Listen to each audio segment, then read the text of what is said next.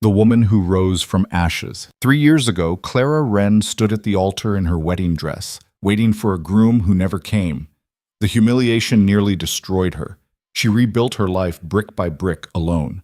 Then one scorching afternoon, the man who shattered her walked back into town with a new wife on his arm, smiling like he owned the world. But this time, Clara wasn't alone. A quiet stranger stepped forward and changed everything with 4 simple words. What happened next turned Betrayal into the greatest love story this frontier town had ever seen. Stay until the end to see how one woman's worst day became her best beginning. Hit that like button and comment your city so I can see how far this story travels. The heat that afternoon could melt iron. Clara Wren felt it pressing against her skin as she stepped onto the boardwalk outside her dry goods store, a crate of cornmeal balanced on her hip. The sun hung white and merciless over the town of Prospect Ridge, turning the dirt street into a haze of dust and shimmer. She squinted against the glare, shifting the weight of the crate, already regretting not asking Tommy Barnes to carry it for her. But Tommy had looked at her with that mixture of pity and discomfort people wore around her lately, and she'd sent him on his way rather than endure it. 3 years. 3 years since the wedding that never was, and people still looked at her like broken glass. She set the crate down harder than necessary, the wooden slats cracking against the porch. Sweat trickled down her spine beneath the high collar of her dress. She straightened, pressing a hand to the small of her back, and that's when she saw him. Gideon Hale. The world didn't stop. That would have been too kind. Instead, it lurched sideways, like a wagon hitting a rut, and Clara felt everything inside her tip and scatter. He was standing outside the Grand Hotel across the street, one hand resting on the painted railing, the other gesturing as he spoke to someone just out of view. He wore a dark suit that looked expensive even from a distance, his hair slicked back the way he used to wear it when he thought he was impressing someone. Her breath caught somewhere between her throat and her lungs. He turned slightly, and the sun hit his face. Same sharp jawline, same easy smile. Same man who'd left her standing in the church 3 years ago while 200 guests waited and whispered and finally understood he wasn't coming. Clara's hands went numb. Then a woman stepped into view beside him. Young, maybe 22, with pale blonde hair pinned in elaborate curls and a dress that must have cost more than Clara made in 6 months. The woman laughed at something Gideon said, touched his arm with casual ownership, and Clara saw the gold band on her finger catch the light. His wife. Of course he had a wife.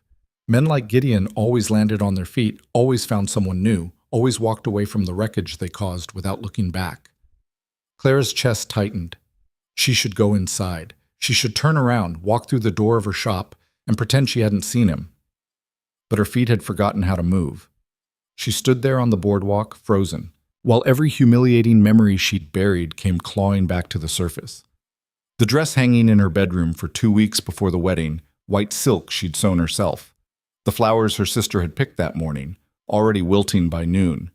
The way Reverend Collins had cleared his throat and suggested maybe they should give the groom a little more time. The way her father had finally walked her back down the aisle, past rows of people who couldn't meet her eyes. The note Gideon had left at the boarding house, 3 lines on hotel stationery. I can't do this. I'm sorry. Don't come looking for me. She'd burned it that night, but she still remembered every word. Clara? The voice came from beside her, low and careful. She blinked, pulled back to the present, and turned to find a man standing a few feet away. He was tall, lean, with dark hair that needed cutting and eyes the color of creek water in winter. Dust covered his boots and the knees of his trousers, like he'd been riding hard. She didn't recognize him. I'm sorry, she said automatically. Do I know you? Rhett Mercer. He didn't offer his hand, just nodded slightly. I'm staying at the boarding house. Mrs. Calloway mentioned you run the store. Clara tried to focus. Yes. Did you need something? He glanced past her, across the street, then back to her face. His expression didn't change, but something in his eyes sharpened. You look like you've seen a ghost. She opened her mouth to deny it, to say she was fine, but the words stuck. Across the street, Gideon had turned fully toward the boardwalk, his gaze sweeping the storefronts. In another few seconds, he'd see her. I'm fine, she managed, but her voice sounded thin even to her own ears. Rhett studied her for a moment longer, then did something she didn't expect. He stepped closer, positioning himself slightly between her and the street, his body angling to block her from view. It wasn't obvious, wouldn't look like anything to a passerby, but it was deliberate. "The man in the dark suit," he said quietly. "Across the street. You know him?" Claire's throat went dry. Don't answer if you don't want to." Rhett's voice stayed calm, almost matter-of-fact. "But I've seen that look before. Someone shows up you didn't expect to see. Someone you didn't want to see." She should tell him to mind his own business. She should walk inside and close the door. Instead, she heard herself whisper, "He was supposed to marry me." Rhett didn't react with shock or pity or any of the things people usually did when they heard about Gideon. He just nodded once, like she'd confirmed something he'd already guessed. And now he's back, with a wife. Claire's hands were shaking. She pressed them against her skirt, trying to steady herself. "I didn't know he was coming back. I can't." "Hey," Rhett's voice dropped lower. "Breathe. You're all right." She wasn't all right. She was standing in the middle of the street feeling like the ground had opened beneath her, like she was falling again, like every carefully rebuilt piece of her life was about to shatter. "Clara!" The voice carried across the street, bright and familiar and wrong. Gideon's voice. "No, no, no, no." She forced herself to look up. Gideon was crossing the street now, the blonde woman trailing a few steps behind him, confusion on her pretty face. He was smiling, that easy, charming smile that had once made Clara's heart race. Now it just made her feel sick. "I'll be damned," Gideon said as he reached the boardwalk. "Clara Wren. I heard you were still here, but I wasn't sure I'd run into you so soon." His tone was casual, like they were old friends who'd simply lost touch, like he hadn't destroyed her. Clara couldn't speak. Her tongue felt thick and useless. "You look well," Gideon continued, his eyes sweeping over her with the kind of assessment that made her skin crawl. "Running the store now, I hear. Your father retired?" She managed a nod, barely. "That's good. That's real good." He glanced at the blonde woman, who'd stopped a few feet away, her expression wary now. "Margot, come meet an old friend." "Old friend." The words were so wrong, Clara almost laughed, except nothing about this was funny. Margot stepped forward, uncertain, and Gideon put his arm around her waist with easy possession. "This is my wife, Margot Hale. We were married last year in St. Louis. Margot, this is Clara. We grew up together." Grew up together. Not I left her at the altar. Not I broke her heart and ran.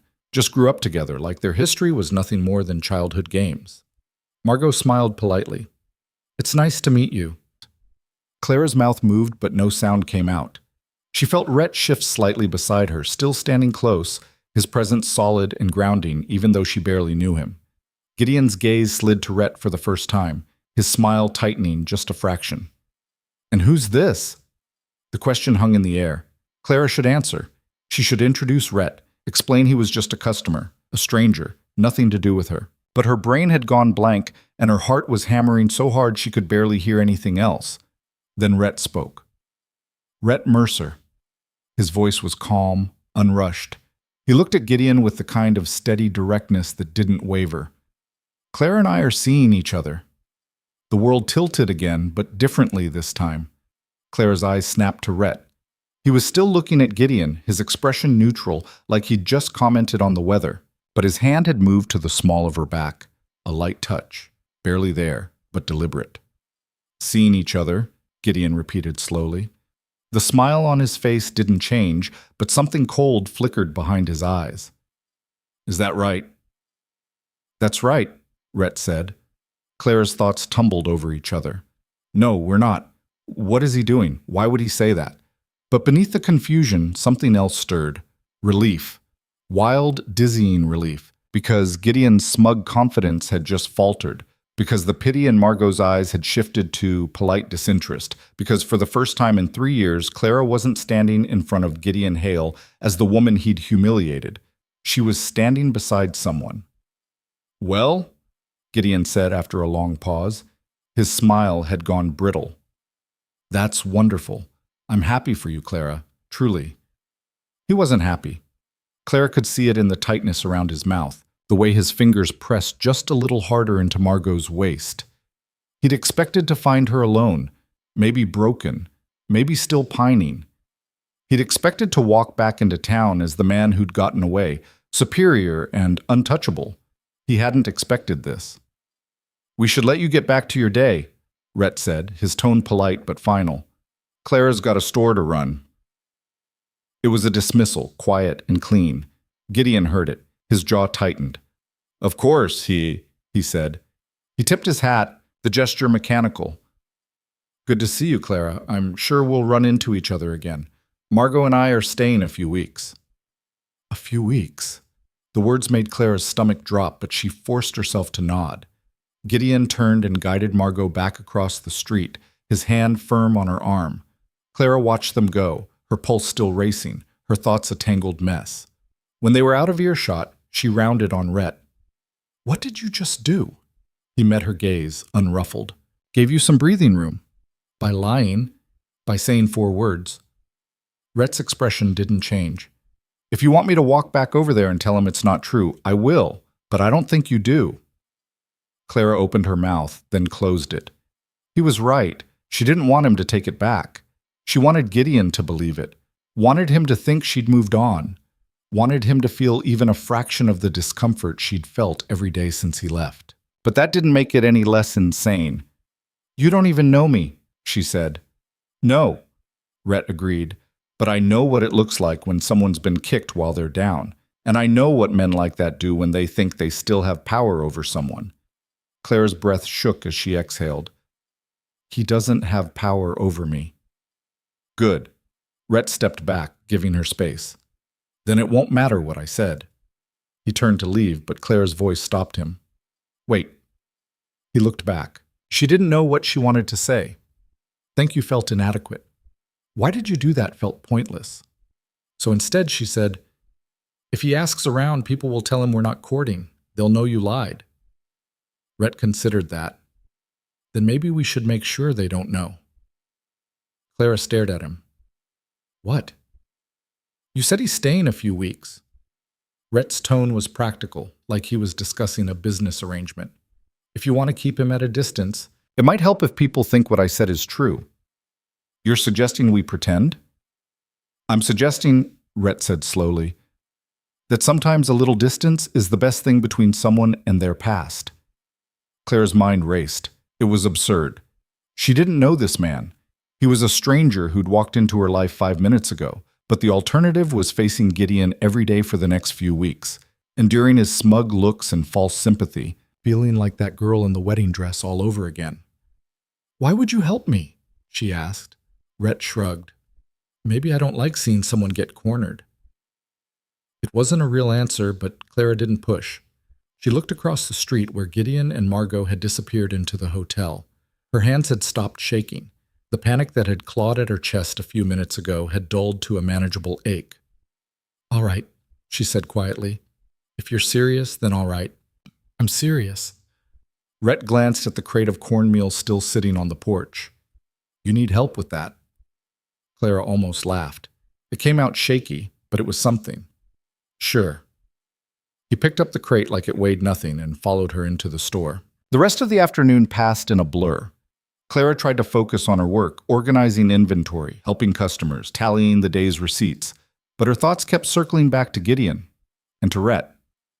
The man had stayed for 20 minutes after carrying in the cornmeal, asking a few questions about supplies he needed, paying in cash, and leaving without any of the awkwardness Clara expected. He'd acted like the conversation on the boardwalk had been perfectly normal, like agreeing to a fake courtship was something people did every day. Maybe in his world, it was. Clara locked the store at 6 and walked the 3 blocks to the small house she rented on the edge of town. It wasn't much, 2 rooms and a narrow kitchen, but it was hers. She'd bought it with money saved from working at the store, first under her father and then on her own after he'd gotten too sick to manage it. He'd passed 2 years ago, leaving her the business and a reputation she was still trying to rebuild. Inside, she lit the lamps and set a pot of water to boil for tea. Her hands moved through the familiar routine, but her mind stayed restless. "Clara and I are seeing each other." The words kept replaying. Rhett had said them so easily, so convincingly. For a moment, even Clara had almost believed him. But it was a lie. A well-meaning lie, maybe, but still a lie. And lies had a way of getting complicated. She was pouring tea when someone knocked on the door. Clara froze, the kettle still in her hand. It was late for visitors. She set the kettle down and crossed to the door, opening it a crack. Rhett Mercer stood on the porch, hat in hand. "I'm sorry to bother you," he said. "Mrs. Calloway said you lived here.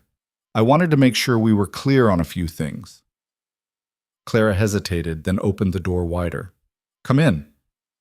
He stepped inside, glancing around the small space without comment. Clara gestured to one of the two chairs by the table. "Sit. I just made tea." "Thank you." She poured a second cup and sat across from him, wrapping her hands around the warm ceramic. For a moment, neither of them spoke. "You didn't have to come," Clara said finally. "I would have figured it out." "I know." Rhett set his hat on the table. "But this kind of thing works better if we're on the same page." "What kind of thing?" The kind where people ask questions and we need to have the same answers." Clara took a sip of tea, letting the heat settle her nerves. "What kind of questions?" "How long we've been seeing each other, how we met, whether it's serious." She laughed, a short, bitter sound.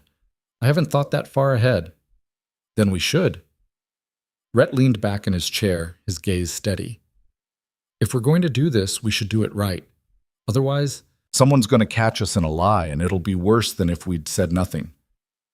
He was right, but Clara still felt like the ground was shifting beneath her. "You're very calm about this." "I've done worse things for worse reasons," Rhett said simply. Clara didn't know what to say to that. She studied him across the table, the stranger who'd upended her day with 4 words. He looked tired, she realized. There were shadows under his eyes and a tightness in his shoulders that spoke of someone carrying weight they didn't talk about. "Why are you really doing this?" she asked. Rhett was quiet for a long moment. Then he said, "Because when I saw you on that boardwalk, you looked the way I felt 6 months ago. And I would have given anything for someone to step in and give me a way out." "A way out of what?" He didn't answer. Instead, he picked up his tea and took a slow sip, his gaze distant. Clara didn't push. She understood not wanting to talk about the past. "All right, she said. "If we're doing this, let's figure it out." They spent the next hour working through the details. They kept it simple.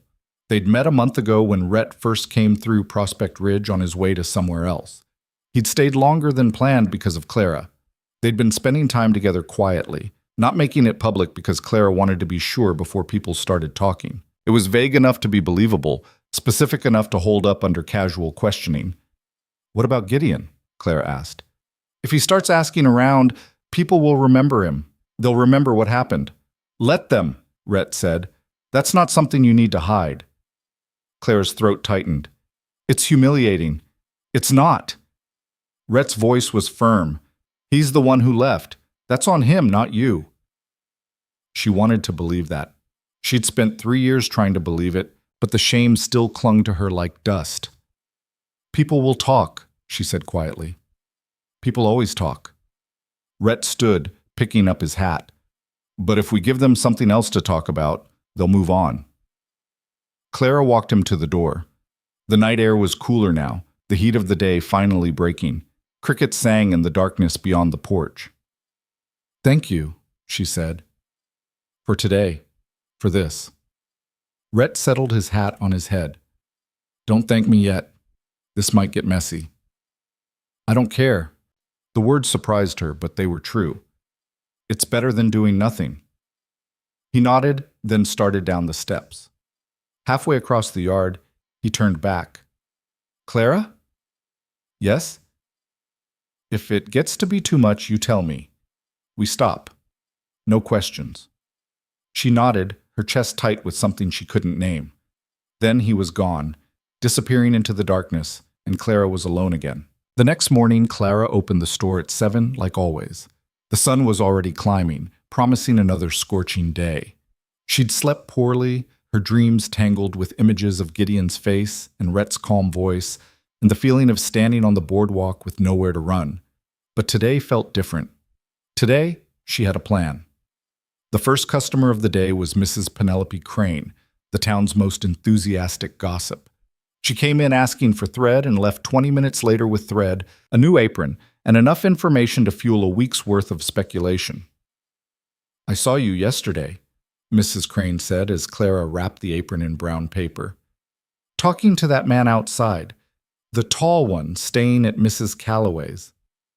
Clara kept her expression neutral. "Rhett Mercer." "Yes, him." Mrs. Crane leaned in, eyes bright with curiosity. "I didn't know you were acquainted." "We've been seeing each other," Clara said, testing the words. They felt strange in her mouth, but they came out steady. Mrs. Crane's eyebrows shot up. "Seeing each other? As in courting? As in spending time together?" Clara clarified. Quietly. "Well," Mrs. Crane pressed a hand to her chest like she'd just received shocking news. "I had no idea. How long has this been going on?" "A few weeks." Clara handed over the wrapped parcel. "We wanted to be sure before making it public." Of course, of course." Mrs. Crane's mind was already racing. Clara could see it. "He seems like a respectable man. A bit mysterious, but respectable. And it's about time you—" She caught herself, her cheeks flushing. "I mean, it's lovely. Truly." Clara managed a smile. "Thank you, Mrs. Crane." The woman practically floated out of the store, already composing the story she'd tell at the mercantile. Clara exhaled slowly. One down. By noon, half the town would know. By evening, Gideon would hear. Rhett showed up just before lunch. He walked into the store carrying a small bouquet of wildflowers, their petals still fresh with dew. Clara looked up from the counter, startled. "What are you doing?" "Courting you," Rhett said simply. He set the flowers on the counter. "Mrs. Calloway mentioned you like these." Clara stared at the flowers, then at him. "You talked to Mrs. Calloway?" "She talks. I listen." Rhett glanced around the empty store. "Anyone been asking questions?" "Mrs. Crane." "Ah." A faint smile crossed his face. Then it started. "She'll tell everyone by tonight." "Good." Clara picked up the flowers, their stems rough against her palms. They were simple, black-eyed Susans and wild prairie grass. But they were real. The gesture felt real. "You didn't have to do this, she said. "I know." Rhett leaned against the counter, relaxed. "But if we're going to convince people, we should act like people who are courting. And people who are courting bring flowers." "Sometimes." Clara found a jar under the counter, filled it with water, and arranged the flowers. They looked bright against the worn wood, a small splash of color in the dim store. "Thank you," she said quietly. Rhett nodded. "I'm heading out to check on some property west of here. I'll be back before dinner. You want to take a walk later? Let people see us together?" The idea made Clara's stomach flip, but she nodded. "All right. Good." He pushed off the counter, tipping his hat. "I'll meet you here at 6. He left before she could respond, the bell above the door jingling in his wake. Clara stood alone in the store, staring at the wildflowers, and felt something dangerous beginning to take root. Hope. At 6, Rhett was waiting outside. Clara locked the store and stepped onto the boardwalk, smoothing her skirt. She'd changed into a clean dress, something simple, but nicer than what she wore during the day. It felt silly, getting dressed up for a pretend courtship, but she didn't want to look like she didn't care. Rhett offered his arm. "Ready?" She slipped her hand into the crook of his elbow, the gesture feeling both foreign and natural. "Where are we going?" "Nowhere in particular." He started walking, slow and easy, guiding them down Main Street. "Just showing our faces." They walked past the barber shop, the saloon, the post office. People nodded as they passed. A few stared. Mrs. Crane waved enthusiastically from across the street, her smile wide with satisfaction. Clara felt exposed, like everyone could see through the lie. But Rhett's presence beside her was steady, grounding. He didn't rush, didn't perform. He just walked like this was the most normal thing in the world. "You're good at this," Clara said quietly. "At what?" "Pretending." Rhett glanced at her. "I'm not pretending." "What do you mean?" "I mean I'm walking with you because I agreed to walk with you. There's nothing false about that." Clara didn't know how to respond. The distinction felt too fine to grasp, but it mattered somehow. They reached the edge of town where the buildings gave way to open prairie. The sun was sinking toward the horizon, painting the sky in shades of gold and amber. Rhett stopped, and Clara stopped beside him. "This is nice," she said, more to fill the silence than anything else. "It is." They stood there for a while, watching the light change. Clara felt her shoulders relax, the tension of the day finally easing. "Can I ask you something?" she said. "Sure." "What did you mean yesterday, when you said you would have given anything for someone to step in?" Rhett was quiet for a long time. When he finally spoke, his voice was low.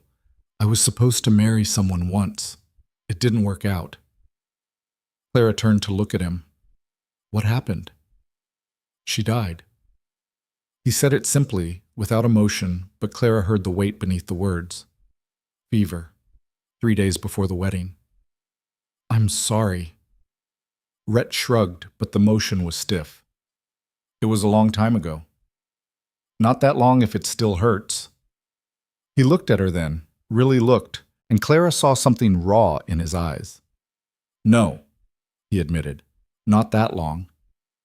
They stood in silence, two people carrying different kinds of grief, and for the first time since Gideon had walked back into her life, Clara didn't feel alone. "We should head back," Rhett said eventually, "before people start wondering." Clara nodded, and they turned back toward town. As they walked, she realized something. This arrangement, this strange bargain they'd struck, wasn't just about keeping Gideon at a distance. It was about giving each other permission to be something other than broken. And maybe, just maybe, that was enough. The following week unfolded in a rhythm Clara hadn't expected. Every morning, Rhett appeared at the store around mid-morning, sometimes with coffee from the hotel dining room, sometimes with nothing but that calm presence that had become oddly familiar. He'd stay for 20 minutes, maybe 30, talking about inconsequential things: the weather, the supplies he needed for the property he was looking at, a fox he'd seen on the road that morning. Then he'd leave, tipping his hat to whatever customer happened to be browsing, and Clara would watch him go with a strange tightness in her chest. It felt like pretending. It also felt like the most honest thing she'd done in years. On Wednesday, Gideon came into the store. Clara was restocking shelves when the bell chimed. She turned, expecting Mrs. Harper or one of the ranch hands from the Double K, and found Gideon standing in the doorway instead. Alone this time, no Margot clinging to his arm. Her hands tightened on the bolt of fabric she was holding. "Clara." He smiled, that easy practice smile. "Hope I'm not interrupting." "I'm working," she said, her voice steadier than she felt. "What do you need?" "Just wanted to say hello properly." He walked further into the store, hands in his pockets, looking around like he was appraising the place. "Didn't get much chance the other day. That fellow of yours seemed eager to move things along." "That fellow of yours." The words grated, but Clara kept her expression neutral. "Rhett's protective." "I can see that." Gideon picked up a tin of tobacco from the counter, examined it, set it back down. "Known him long?" "Long enough." "That's not really an answer." Clara set the fabric down and faced him fully. "What do you want, Gideon?" He had the decency to look slightly taken aback. "I'm just making conversation." "No, you're not. You're fishing." She crossed her arms. "If you have something to say, say it." Gideon's smile faded a fraction. "I'm just surprised, that's all. Last I heard, you weren't seeing anyone." "The last you heard was 3 years ago when you left." The words came out sharper than she intended, but she didn't soften them. "A lot changes in 3 years. Clearly." He studied her, his gaze uncomfortably intent. "You seem different." "I am different." "Good different or just different?" "Does it matter?" Gideon leaned against the counter, too casual, too familiar. "Of course it matters. I still care about you, Clara." The audacity of it stole her breath. He stood there, married to another woman, claiming he still cared like the past 3 years had been a minor inconvenience rather than the wreckage of her entire life. "You're married," she said flatly. "I know." "Then you don't get to care about me anymore. You gave that up." Something flickered across his face. Irritation maybe, or wounded pride.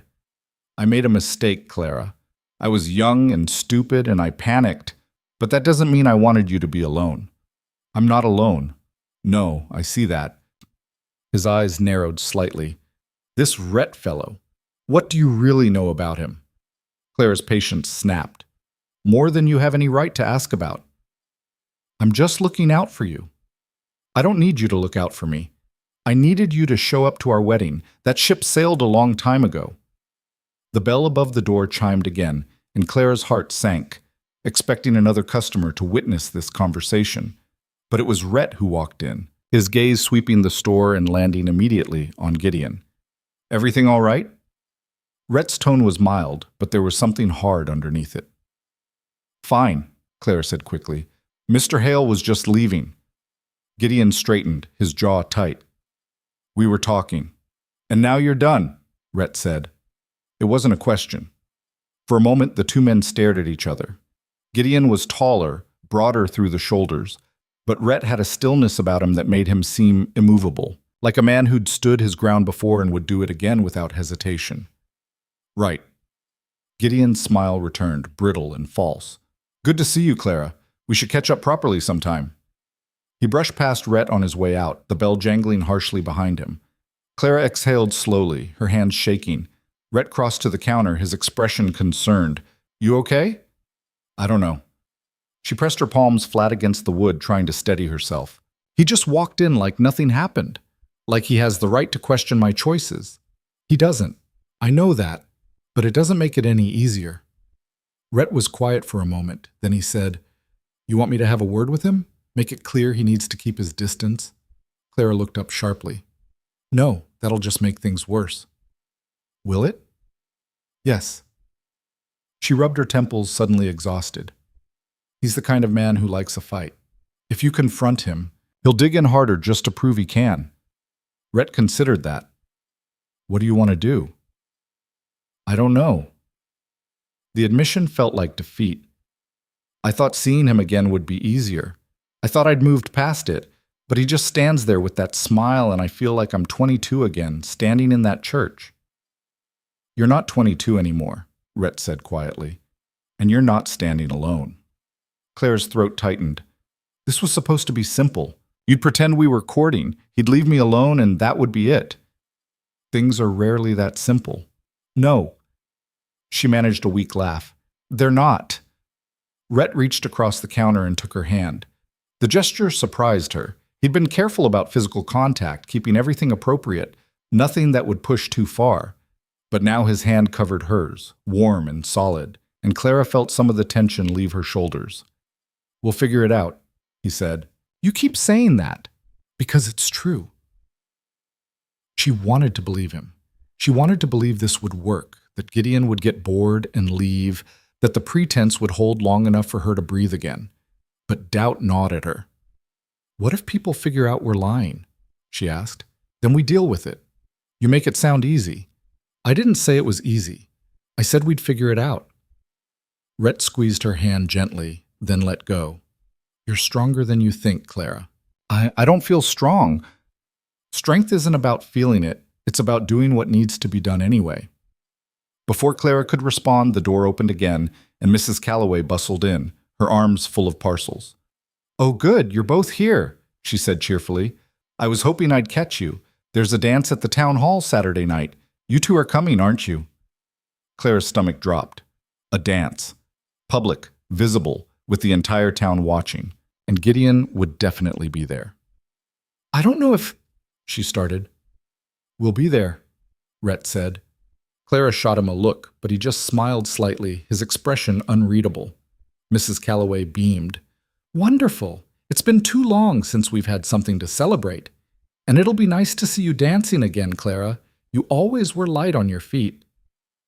She deposited her parcels on the counter and launched into a detailed description of the preparations, oblivious to Clara's growing panic.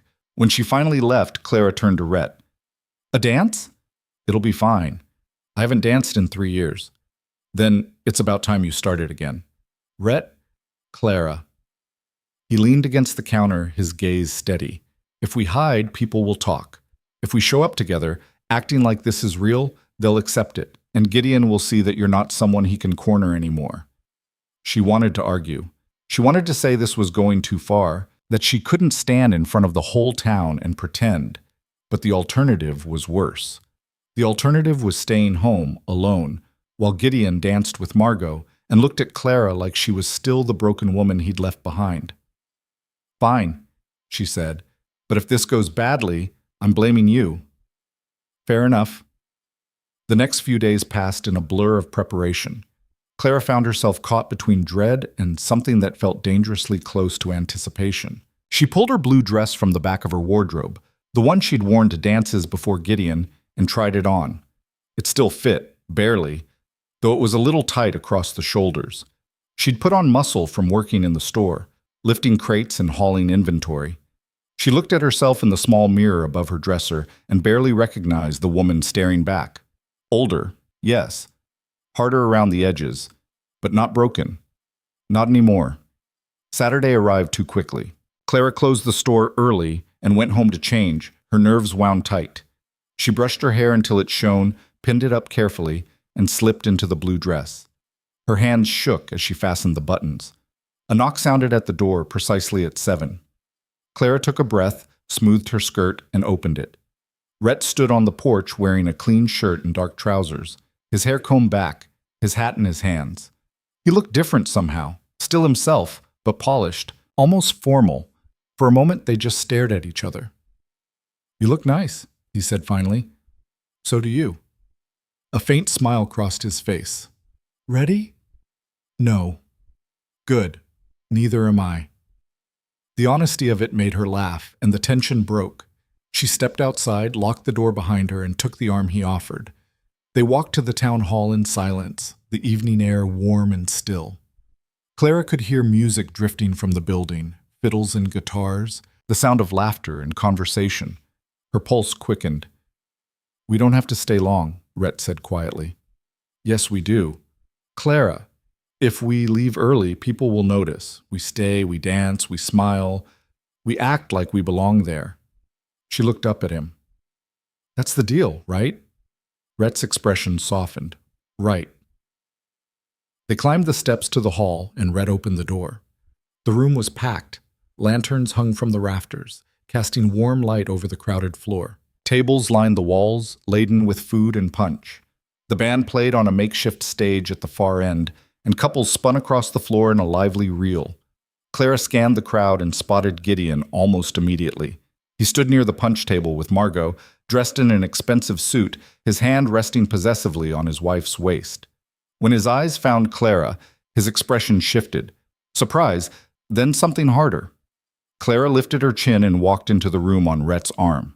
People turned to look, conversations paused. Mrs. Crane waved enthusiastically from across the room. Clara forced herself to smile, to nod, to act like her heart wasn't hammering against her ribs. "You're doing fine," Rhett murmured. "I feel like I'm on display." "You are. Might as well enjoy it." The band finished the reel and shifted into a slower waltz. Couples paired off, moving to the center of the floor. Rhett turned to Clara. "May I?" She hesitated only a second before nodding. He led her onto the floor, one hand settling at her waist, the other taking hers. Clara placed her free hand on his shoulder and they began to move. Rhett was a better dancer than she expected, smooth, confident, guiding her effortlessly through the turns. "Where'd you learn to dance?" she asked. "My mother insisted, said a man who couldn't dance was only half civilized." Smart woman. She was. They fell silent, moving in time with the music. Clara became aware of how close they were, how his hand felt warm through the fabric of her dress, how easy it was to follow his lead. Around them, other couples swirled and laughed, but Clara felt strangely separate from it all, like she and Rhett existed in their own small orbit. "People are staring," she said quietly. "Let them.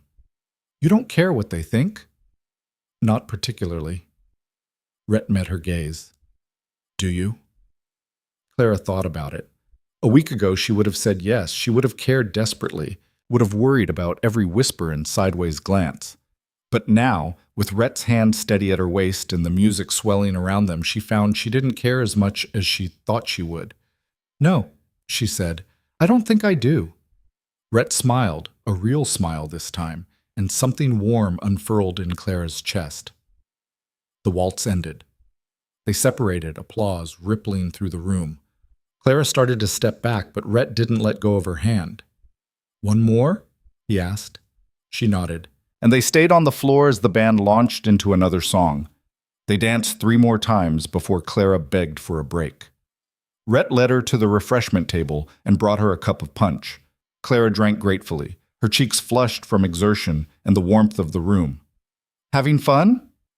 Mrs. Calloway appeared beside them, her face bright with excitement. "Yes," Clara said, surprised to realize it was true. "You two look wonderful together. Absolutely wonderful." Mrs. Calloway leaned in conspiratorially. "I have to admit, when I first heard the news, I was skeptical. But seeing you now, I can tell it's the real thing." Clara's smile felt brittle. "Thank you. And it's about time, too. You deserve to be happy, dear. After everything—" She caught herself, her expression turning sympathetic. "Well, you deserve it." She bustled off before Clara could respond. "She means well," Rhett said. "I know." Clara set down her empty cup. "Doesn't make it less exhausting." "You want to leave?" "Not yet."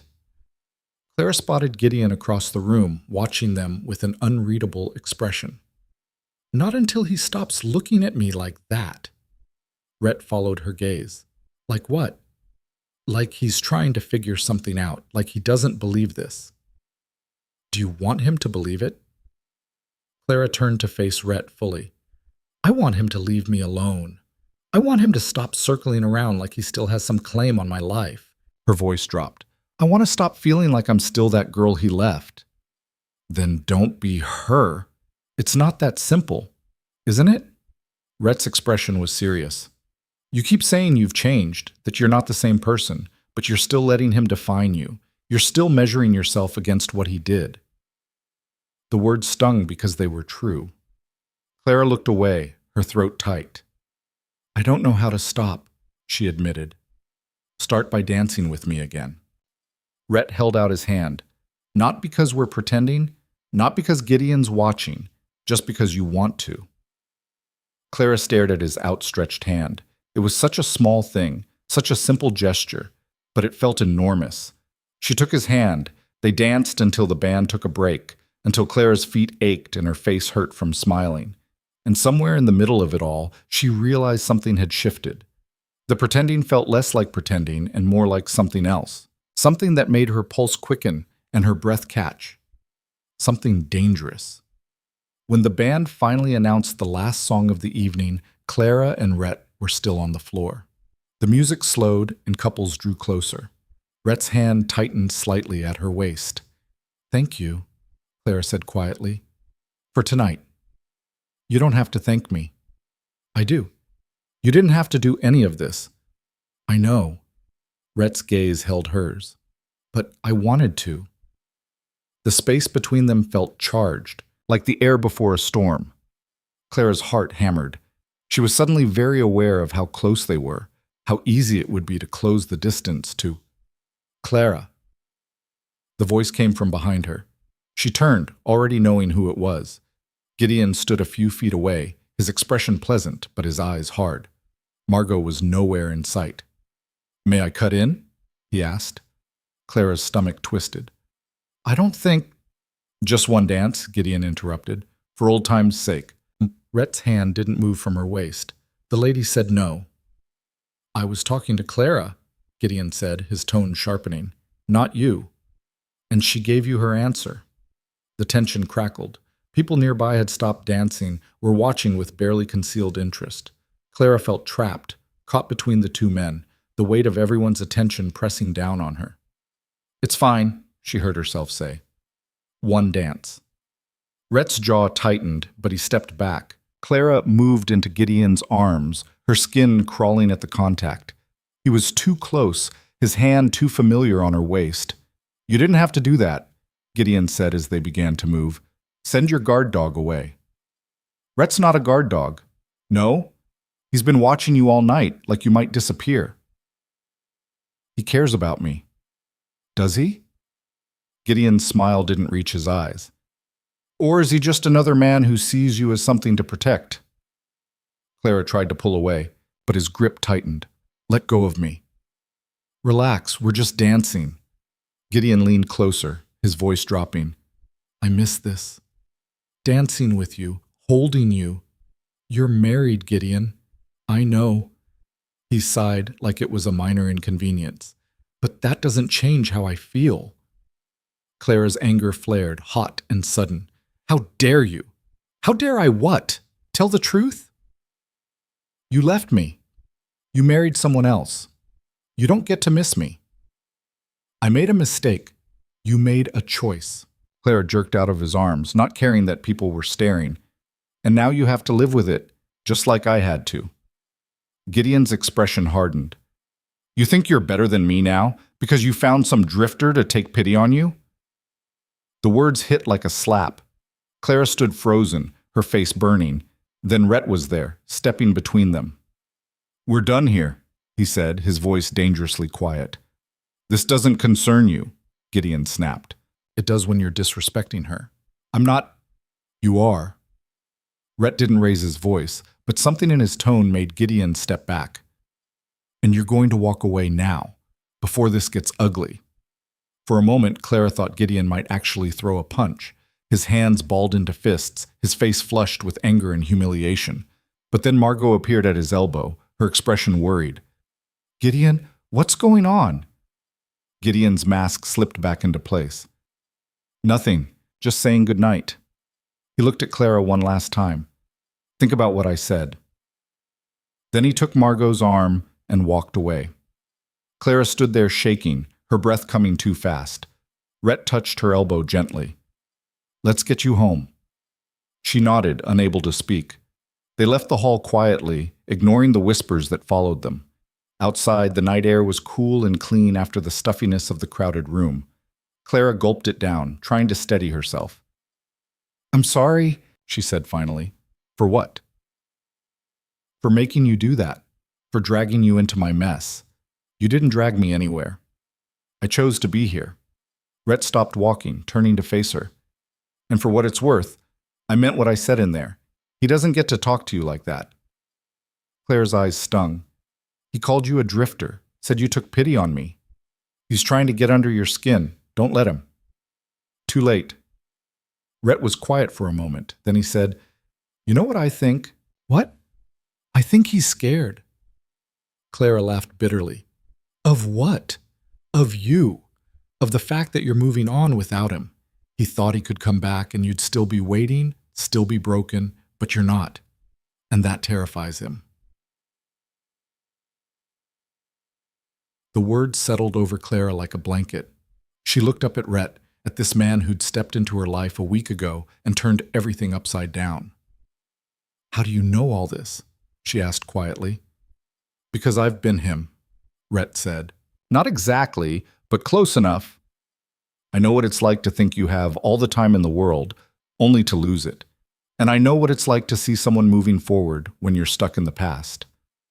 Clara thought about what he told her before, about the woman who died before their wedding. Do you regret it? Not having more time? Every day. His voice was raw, but regret doesn't change anything. All it does is keep you from moving forward. Is that what you're doing? Moving forward? Rhett met her gaze. I'm trying. They stood there in the quiet street, two broken people trying to figure out how to be whole again. And Clara realized that somewhere in the midst of all the pretending, something real had started to grow. Walk me home? She asked. Of course. They walked through the sleeping town in comfortable silence. When they reached Clara's house, Rhett stopped at the foot of the porch steps. Tonight was... Clara struggled for words. I don't know what it was. Complicated, Rhett offered. Yes, that. We'll figure it out. Clara managed to smile. You keep saying that. Because I believe it. She climbed the first two steps, then paused and turned back. Rhett was still standing there, watching her with an expression she couldn't quite read. Thank you, she said, for everything. Anytime. Clara went inside and closed the door, leaning against it as her heart pounded. Through the window, She watched Rhett walk away into the darkness, and for the first time in 3 years, she felt something that terrified her more than Gideon ever had. She felt hope. The hope didn't last. Sunday morning brought rain, the kind that turned the streets to mud and kept most people indoors. Clara stood at her kitchen window watching water stream down the glass, her coffee growing cold in her hands. She hadn't slept well. Every time she closed her eyes, she saw Gideon's face at the dance, heard his voice saying she'd found some drifter to take pity on her. The worst part was the sliver of doubt his words had planted. Was that what this was? Rhett helping her out of pity? The arrangement had started that way, hadn't it? A stranger stepping in to shield her from embarrassment? Maybe nothing had changed. Maybe she'd just convinced herself it meant something more because she wanted it to. She dumped the coffee in the sink and tried to shake off the thoughts. It was Sunday. The store was closed. She had the whole day to herself, which suddenly felt more like a curse than a blessing. A knock at the door startled her. Clara hesitated, then crossed to open it. Rhett stood on the porch, rain dripping from his hat brim, a covered basket in his hands. "Mrs. Calloway sent breakfast," he said. "Said you probably didn't eat." Clara stared at him. "You walked all the way here in the rain to bring me breakfast?" "It's just rain." She stepped aside to let him in. Rhett set the basket on the table and removed his hat, running a hand through his damp hair. Clara found a towel and handed it to him. "Thank you. You're soaked. I'll dry." He gestured to the basket. "She made enough for both of us, if you're hungry." Clara wasn't particularly hungry, but she uncovered the basket anyway. Fresh biscuits, butter, jam, and 2 thick slices of ham. Her stomach growled despite herself. They sat at the small table and ate in silence for a while. The rain drummed steadily on the roof, creating a cocoon of sound around them.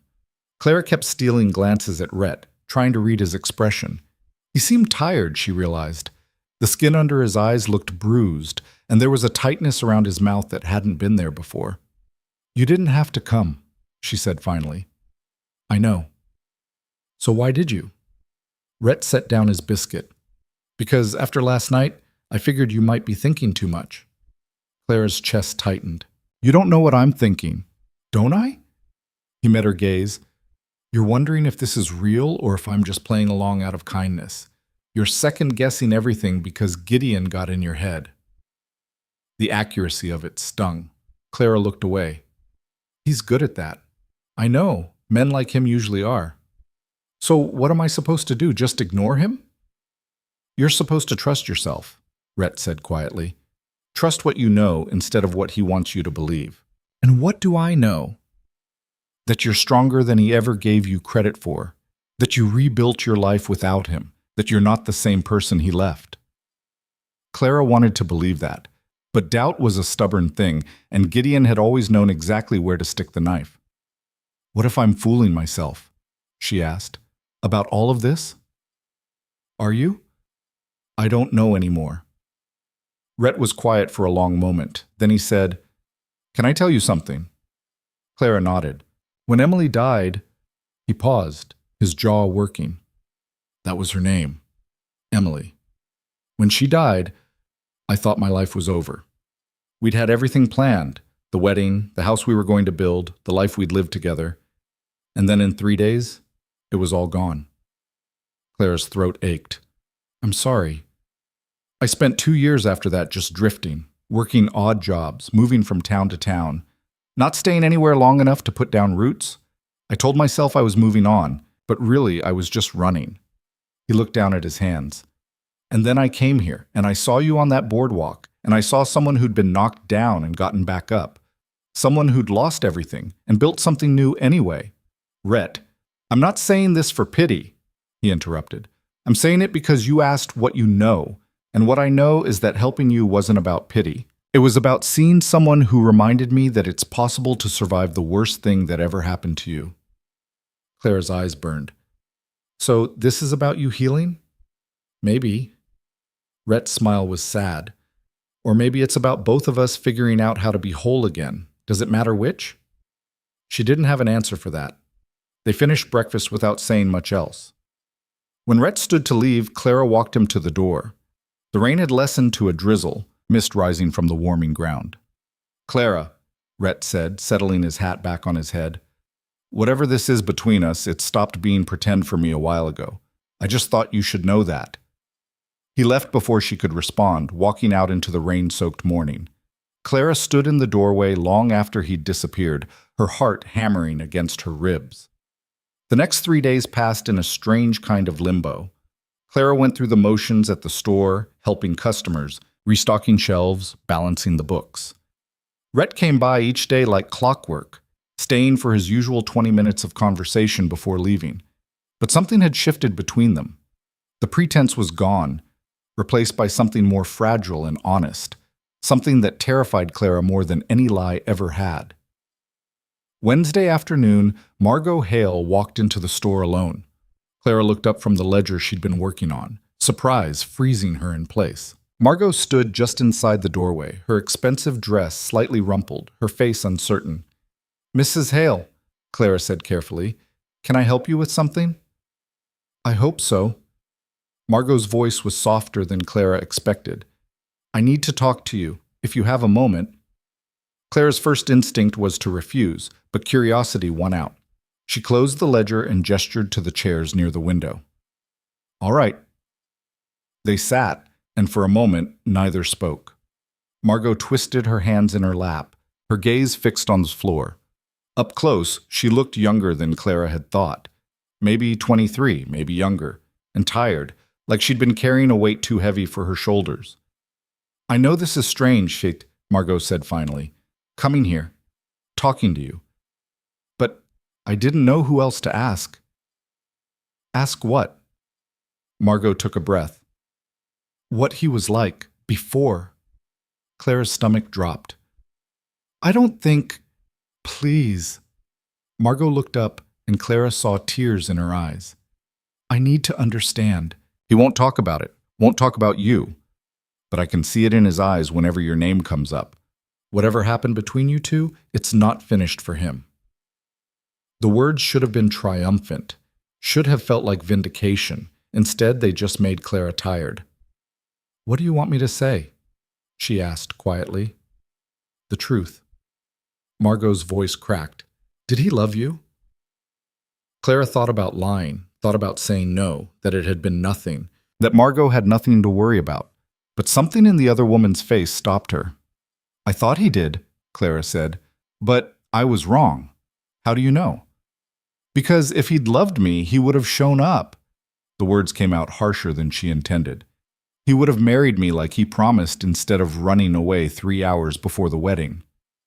Margot flinched. "He told me it was mutual, that you both decided it wasn't right." Of course he had. Clara felt a bitter laugh rising in her throat. "Is that what he said?" "You mean it's not true?" "I was at the church in my wedding dress. 200 guests were waiting. He sent a note saying he couldn't do it." Clara met Margot's horrified gaze. There was nothing mutual about it. Margot's face had gone pale. "He lied to me." "Yes. About all of it." "Probably." The younger woman pressed a hand to her mouth, tears spilling down her cheeks. Clara felt a stab of something that might have been pity. She'd been so focused on her own anger, her own hurt, that she hadn't considered what it might be like for the woman Gideon had married, the woman who was now realizing she'd built her life on lies. "I'm sorry," Clara said, surprised to find she meant it. "I know this isn't what you wanted to hear." "No." Margot wiped at her face. "But I needed to hear it. I've been feeling like something was wrong for months now. Ever since he insisted we come here. He said it was for business, but there's no business. He just wanted to see you." Clara's chest tightened. "Why?" "I don't know. To prove something, maybe. Or to see if you still—" Margot broke off, shaking her head. "It doesn't matter. He's not the man I thought he was, and I'm not going to stay married to a liar." The declaration hung in the air between them. Clara didn't know what to say. Part of her wanted to warn Margot that leaving wouldn't be easy, that people would talk, that rebuilding would take years. But another part recognized that Margot had to figure that out for herself. "What will you do, Clara asked. "Go back to St. Louis. My father's a lawyer. He'll help me get a divorce." Margot stood, smoothing her skirt with shaking hands. I just wanted you to know that I didn't know about any of it. If I had, it's not your fault, Clara said. He lied to both of us. Margot nodded, fresh tears streaming down her face. I'm sorry for everything. Then she was gone, the bell above the door chiming softly in her wake. Clara sat alone in the quiet store, her thoughts churning. She should feel vindicated, Margot knowing the truth, planning to leave. That was justice, wasn't it? But all she felt was tired. Tired of Gideon's lies, tired of the damage he left in his wake, tired of letting him take up space in her head. She closed the store early and walked home through the late afternoon heat, her mind elsewhere. She didn't notice Gideon until he stepped out from the alley beside her house. Clara stopped short, her pulse spiking. What are you doing here? Margot came to see you. It wasn't a question. Gideon's face was flushed, his eyes hard. What did you tell her? The truth. The truth. Gideon laughed, the sound harsh. Your version of it, you mean? No, the truth. That you left me at the altar, that you lied to her about what happened. Clara's fear was giving way to anger now. Did you really think she wouldn't find out eventually? She didn't need to know. Yes, she did. She deserved to know what kind of man she married. Gideon stepped closer, his expression dangerous. You had no right. I had every right, Clara shot back. She asked me a question and I answered it. If you didn't want her to know, you shouldn't have brought her here. I came here for you. The words stopped Clara cold. What? I came here for you, Gideon repeated. His voice had dropped, gone rough. To see you, to... He broke off, running a hand through his hair. I made a mistake, Clara, leaving you. I've known it for 3 years, but I was too proud to admit it. Clara's anger crystallized into something cold and hard. You're married. I know. To a woman you lied to, a woman you don't even love. I never said I didn't love her. You didn't have to. Clara's voice shook. She's not why you came here. She's just the convenient excuse. Gideon's jaw tightened. You don't understand. I understand perfectly. You thought you could walk back into my life and I'd be exactly where you left me, broken and waiting, but I'm not. And that's eating you alive. That's not... It is. Clara stepped forward, her fear completely gone now, replaced by a fury that had been building for 3 years. You don't get to do this, Gideon. You don't get to ruin my life and then come back and try to ruin it again. I'm not trying to ruin anything. I'm trying to fix what I broke. You can't fix it. It's been 3 years. I'm not the same person anymore. Because of him? Gideon's expression twisted. That drifter. You think he's better than me? Yes, Clara said without hesitation. Because he sees me, not some idea of who I should be or who I was. Me. He doesn't know you. He knows me better in 2 weeks than you did in 5 years. The words hung between them, sharp and final. Gideon's face had gone white, then red. For a moment, Clara thought he might actually hit her. Instead, he took a step back, his hands clenched into fists. You're making a mistake, he said, his voice low and dangerous. That man? He's not going to stay. Men like him never do. And when he leaves, you're going to be right back where you started, alone. Maybe, Clara said, but at least I'll know I chose it. I chose him. I didn't choose you leaving me. I didn't choose the humiliation or the gossip or the years of people looking at me like I was broken. But I'm choosing this. And you don't get a say in it anymore. Gideon stared at her, his chest heaving. Then he spun on his heel and stalked away, his boots hitting hard against the wooden walkway. Clara stood frozen, her whole body shaking with adrenaline. She'd done it. She'd finally said everything she'd wanted to say for 3 years. And it didn't feel triumphant or freeing or any of the things she thought it would. It just felt finished. She went inside, locked the door behind her, and sank into a chair. The shaking wouldn't stop. Her hands trembled, her breath came in short gasps, tears streaming down her face before she could stop them. She'd been holding it together for so long, 3 years of pretending she was fine, that she'd moved on, that it didn't still hurt. And now all of it was pouring out at once. She didn't know how long she sat there crying, long enough for the light outside to fade to dusk, long enough for her tears to run dry and leave her hollow and exhausted. A soft knock at the door made her jump. Clara? Rhett's voice muffled through the wood. I saw Gideon leaving. Are you all right? She should tell him to go away. Should pull herself together before facing him, but she was so tired of pretending to be strong. She unlocked the door. Rhett took one look at her face and stepped inside, closing the door behind him. What happened? Clara tried to speak, but her voice wouldn't work. Instead, she just shook her head, fresh tears spilling over. Rhett didn't ask again. He just pulled her into his arms, one hand cradling the back of her head, the other wrapped around her shoulders. Clara pressed her face against his chest and let herself break down properly, sobbing into his shirt while he held her steady. I told him, she managed eventually, her voice muffled. Everything. About what he did. About choosing you. About... She choked on another sob. He said you'd leave, that I'd end up alone again. Rhett's arms tightened around her. I'm not leaving. You don't know that. Yes, I do. Clara pulled back enough to look at him. His face was serious, his eyes dark with something she couldn't name. How? She whispered. How can you know that? Because I love you. The words hit like a thunderclap. Clara's breath stopped. I know it's fast, Rhett continued, his voice rough. I know we started this as pretend, but somewhere along the way it stopped being pretend for me. When I'm with you, I feel like I can breathe again, like there's a future worth having, and I'm not walking away from that. Clara's hands were gripping his shirt, her knuckles white. Rhett, you don't have to say it back, he said quickly. I'm not asking you to. I just needed you to know that Gideon's wrong. I'm not leaving, not unless you tell me to go. Clara's heart was hammering so hard she thought it might break through her ribs. This man, this stranger who'd walked into her life 2 weeks ago, was standing in her kitchen saying he loved her. And the terrifying part was that she believed him. I'm scared, she whispered. I know. What if it doesn't work? What if we're both just broken people trying to fix each other? Then we figure it out together. Rhett's hand came up to cup her face, his thumb brushing away her tears. I'm not asking for perfect, Clara. I'm just asking for real. She looked up at him, at this man who'd stepped between her and her past without hesitation, who'd danced with her when she needed to remember how, who'd held her while she cried and didn't try to fix her. And she realized Gideon had been right about one thing. She had changed. The old Clara would have been too scared to take this risk, would have protected herself, kept her distance, made sure no one could hurt her again.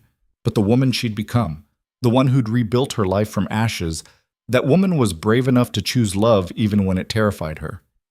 I love you too, she said, the words tumbling out before she could stop them. I don't know when it happened, maybe at the dance, maybe before, but I do. I love you. Rhett's expression cracked open, relief and joy flooding across his face. He leaned down, his forehead resting against hers. Yeah. Yeah. Can I kiss you? Clara's answer was to rise on her toes and close the distance between them.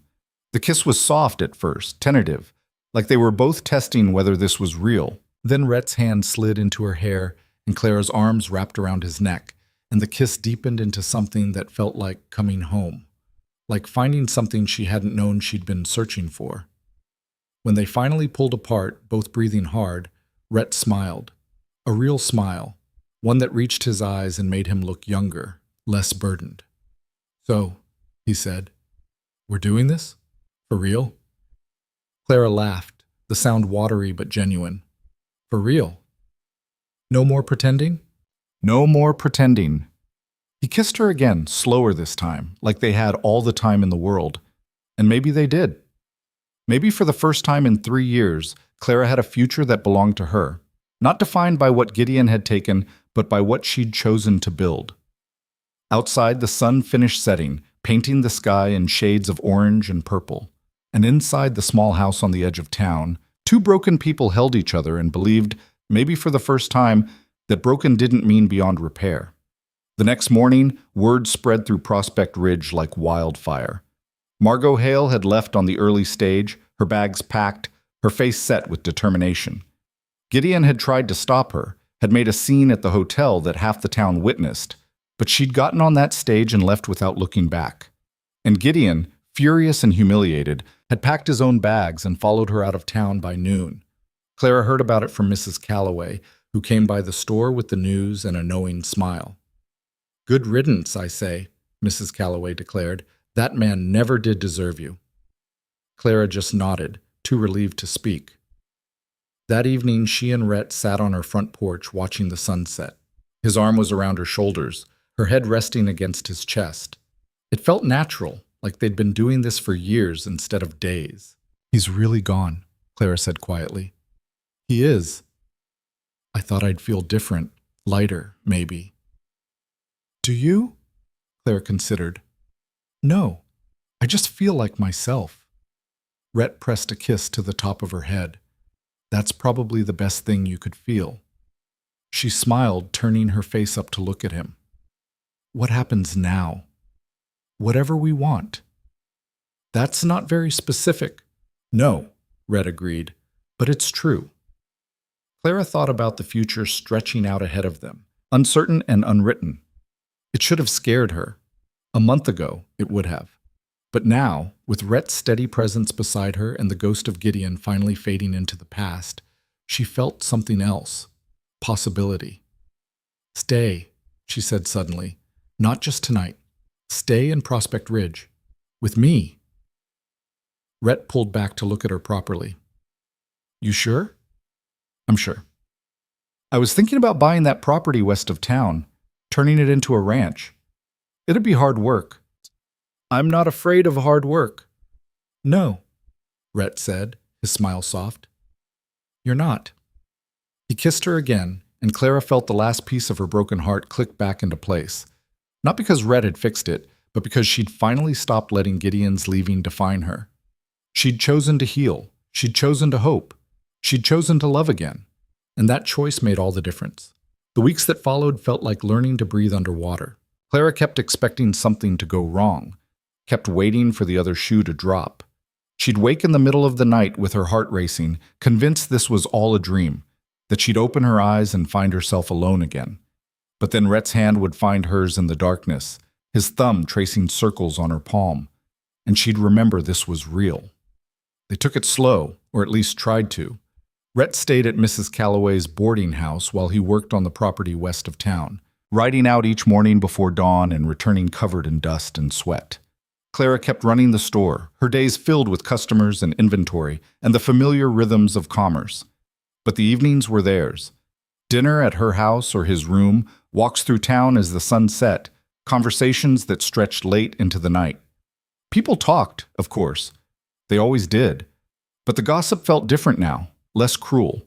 Mrs. Crane still watched them with avid interest, but her speculation had shifted from pity to approval. Even Clara's father's old friends, the ones who'd witnessed her humiliation 3 years ago, seemed genuinely happy for her. It should have been simple. It wasn't. 2 months after Gideon left, Clara stood in her store staring at a letter that had arrived on the morning stage. The handwriting was unfamiliar, the return address in St. Louis. She turned it over in her hands, her stomach tight with apprehension. "You going to open it or just look at it all day?" Clara jumped. She hadn't heard Rhett come in. He stood in the doorway, his hat pushed back, concern creasing his forehead. "It's from St. Louis," she said. "I can see that. What if it's from him?" Rhett crossed to the counter, his boots loud in the quiet store. "Then you read it and decide what to do, or you throw it away without reading it. Either way, you're in control." Clara's hands were shaking. She hated that they were shaking, hated that even the possibility of a letter from Gideon could reduce her to this. She'd stood up to him, sent him away, chosen her own path. But fear was stubborn, and old wounds had a way of aching when the weather changed. "Open it," Rhett said quietly. "I'm right here." Clara broke the seal and unfolded the single page inside. The handwriting was feminine, neat and careful. Not Gideon's, then. She started to read. "Dear Miss Wren, you don't know me, but my name is Margot Hale. Or it was. I've returned to my maiden name now, Margot Brennan. I'm writing because I wanted to thank you for telling me the truth. It couldn't have been easy speaking to your former fiancé's wife, but you did it anyway. You gave me the information I needed to make the hardest decision of my life. The divorce was finalized last week. My father's connections made it relatively swift, though I know the scandal will follow me for years. I don't care. I'd rather be divorced and honest than married to a liar. I also wanted you to know that Gideon won't be bothering you again. He tried to contest the divorce, tried to convince my father that I was being irrational. When that failed, he attempted to extort money from my family in exchange for a quiet settlement. My father had him arrested for fraud. It turns out the business ventures Gideon claimed to have in St. Louis were fabrications. He's facing criminal charges now. I'm not telling you this to upset you or to gloat. I'm telling you because you deserve to know that the man who hurt you is finally facing consequences for his actions. And because I hope it gives you some peace. I wish you well, Miss Wren. I hope you find happiness with that gentleman of yours. From what I saw, he looks at you the way a man should look at the woman he loves. Sincerely, Margot Brennan. Clara read the letter twice, then a third time. Her hands had stopped shaking. Something cold and hard that had been lodged in her chest for 3 years was suddenly gone, melted away like ice in the sun. He's been arrested, she said, her voice distant. Fraud charges. Margot's father had him arrested. Rhett's eyebrows rose. Good. Good? The man's a liar and a coward. He should face consequences. Clara set the letter down, her thoughts tumbling. I thought I'd feel vindicated, happy, maybe, but I don't feel anything. That's probably a good sign. Is it? Means you've moved on. Rhett came around the counter and took her hands in his. He can't hurt you anymore, Clara. Whatever happens to him now, it's got nothing to do with you. She looked up at him, this man who'd become the center of her world so quickly it still sometimes took her breath away. How are you always so calm about everything? I'm not calm. I'm just better at hiding it. You're terrible at hiding it. Rhett smiled. Then I guess you know me too well. He kissed her, soft and brief, then stepped back. I came by because I wanted to show you something. You got time to close up early? Clara glanced around the empty store. It was late afternoon on a Thursday, the slow part of the week. I suppose. What do you want to show me? You'll see. They rode out to the property in Rhett's wagon, the sun warm on Clara's shoulders. She'd been out here a few times over the past weeks, watching as Rhett cleared land and marked out boundaries for the ranch he was building. But today felt different. He was quieter than usual, his jaw tight with what looked like nerves. When they crested the final hill, Clara saw why. The foundation of a house had been laid, not a large house, but substantial. Real walls rising from the prairie, framed windows looking out over the rolling grassland. The skeleton of a porch stretched across the front, and someone had already started on the roof. Clara stared, her throat tight. Rhett, what is this? A house! He pulled the wagon to a stop and climbed down, offering her his hand. Our house, if you want it to be. Clara's feet touched the ground, but she felt unsteady. What are you saying? Rhett led her closer to the structure, his hand warm around hers. I'm saying I want to build a life here. With you. I'm saying I love you and I want to marry you, if you'll have me. The world seemed to tilt sideways. Clara's pulse hammered in her ears. You're proposing. I know it's fast. I know we've only known each other a few months, but I've never been more sure of anything. Rhett turned to face her fully, his expression open and vulnerable in a way she'd never seen. I'm not Gideon, Clara. I'm not going to run. I'm not going to leave you standing alone. I'm going to show up every single day and choose you over and over for as long as you'll let me. Clara couldn't breathe. Her eyes were burning, her chest so full she thought it might burst. I'm scared. I know. What if I say yes and everything falls apart? Then we put it back together. Rhett's thumb brushed across her knuckles. But I don't think it will. I think we're both done running from the things that scare us. Clara looked at the house. Their house, he'd called it.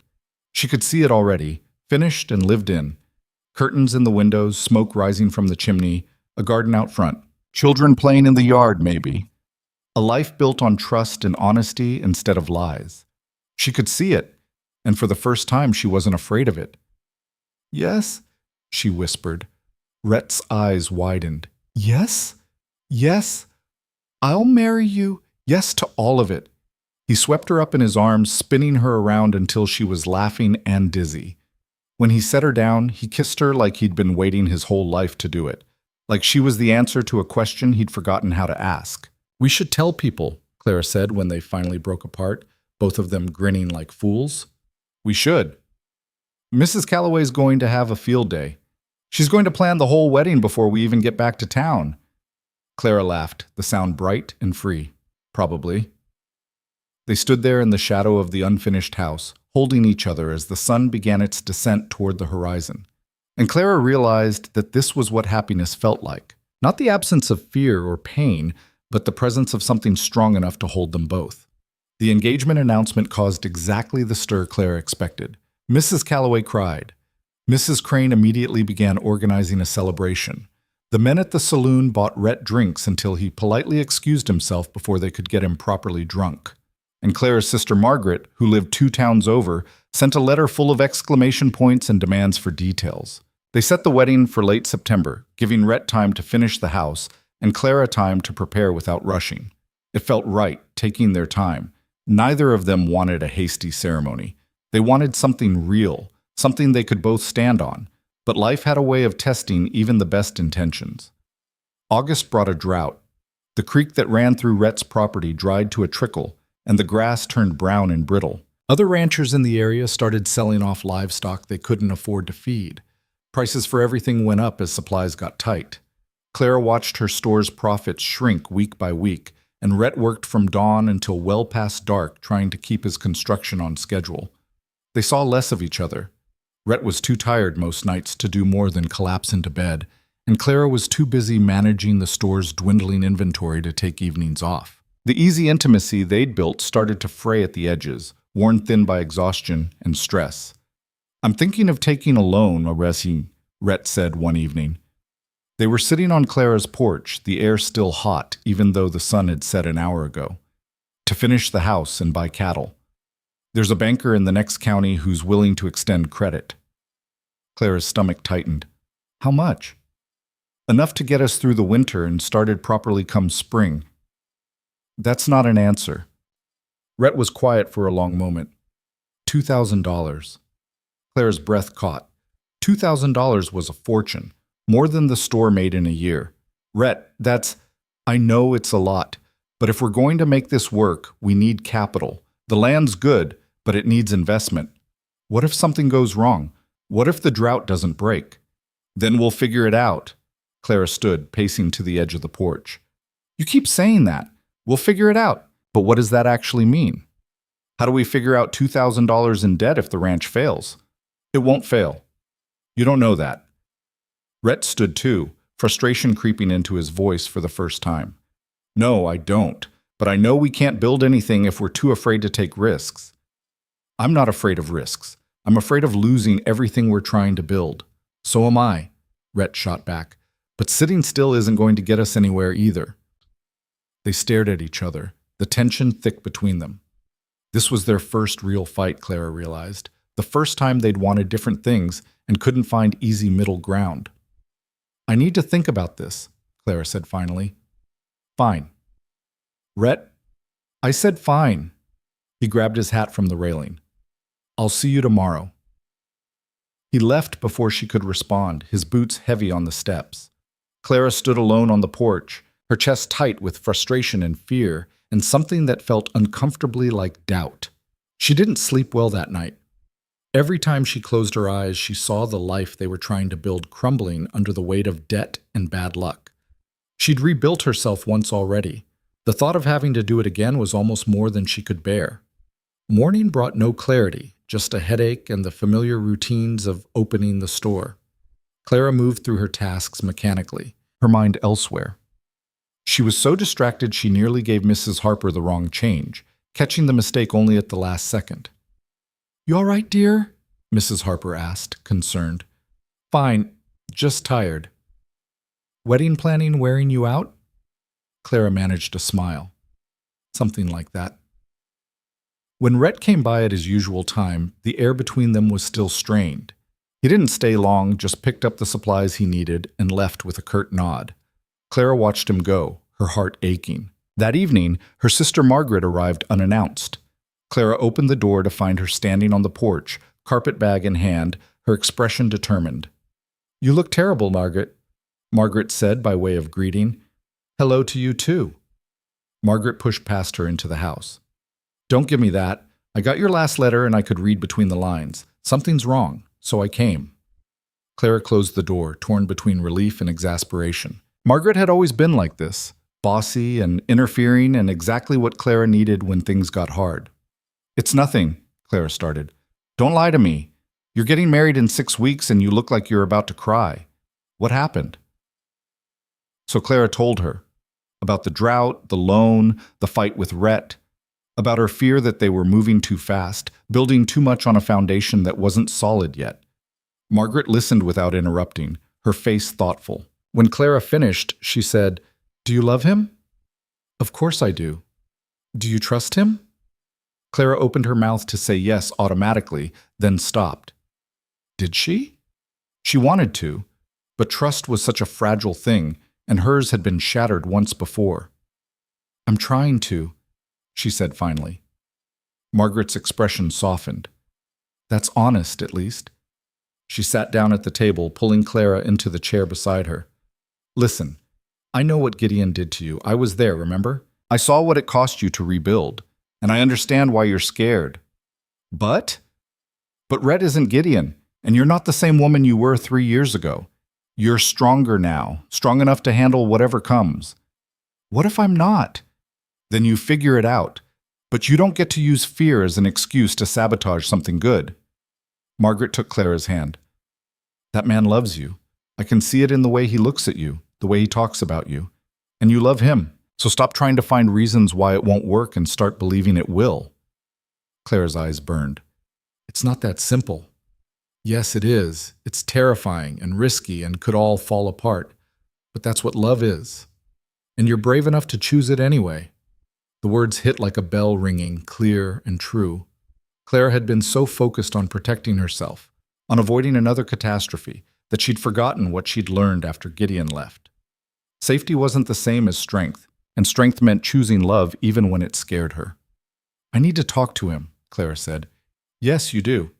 Clara found Rhett at the construction site, hammering boards into place on what would eventually be the bedroom wall. He looked up when he heard her approach, his expression guarded. "Clara, can we talk?" He set down the hammer. "All right."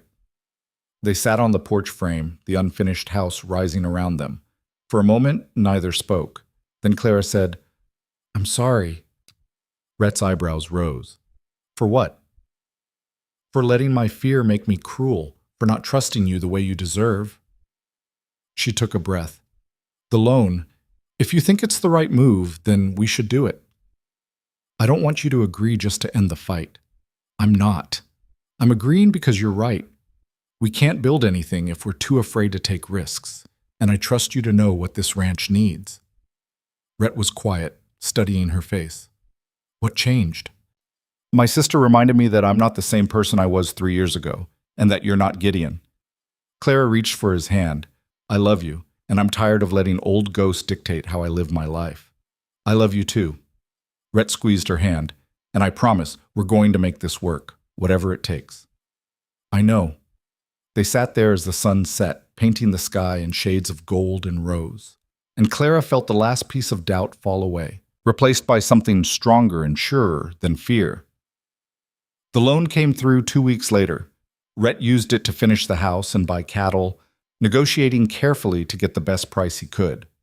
Clara helped where she could, managing the books and tracking expenses. It was hard work, harder than anything she'd done before. But they did it together, and that made all the difference. September arrived with cooler temperatures and finally rain. The drought broke in a series of thunderstorms that turned the prairie green again. Cattle prices stabilized. The tension that had gripped the whole county for months finally eased. And on a warm Saturday afternoon, with the house finished and the ranch up and running, Clara Wren married Rhett Mercer. The ceremony was small, just Clara's sister and a handful of friends from town. They stood in front of the new house, the setting sun painting everything gold, and spoke vows that felt like promises they'd both already been keeping. When Rhett kissed her, Clara felt something settle deep in her chest. A rightness. A completion. This was what she'd been waiting for. Not perfection, but partnership. Not rescue, but choice. The celebration afterward was simple. Food and dancing and laughter that carried late into the night. Mrs. Calloway cried again. Mrs. Crane declared it the most romantic wedding she'd ever seen. And Clara danced with her husband under the stars, feeling lighter than she had in years. Later, when the guests had gone and they were finally alone in their new home, Rhett pulled Clara close. "Happy?" he asked. "Terrified," she admitted. "But yes, happy." "Good. Me too." They stood in the doorway of their bedroom, looking out at the land they'd built together. And Clara thought about the woman she'd been 3 years ago, standing at an altar waiting for a man who never came. That woman would never have believed this was possible, would never have imagined that heartbreak could lead to something better. But Clara knew now what she hadn't known then. Sometimes the worst thing that ever happened to you was just the beginning of the best thing. Sometimes losing everything was the only way to find what you were really supposed to have. "Thank you," she said quietly. Rhett looked down at her. "For what?" "For stepping in that day on the boardwalk, for choosing me, for staying." "I should be thanking you," Rhett said. "You gave me a reason to stop running, a reason to believe I could be whole again." Clara smiled, reaching up to touch his face. "We saved each other." "Yeah," Rhett agreed. "I guess we did." And as they stepped into their new life together, Clara felt the weight of the past finally lift. Gideon was gone, his hold on her broken for good. The shame and humiliation that had defined her for 3 years had faded into something distant and small.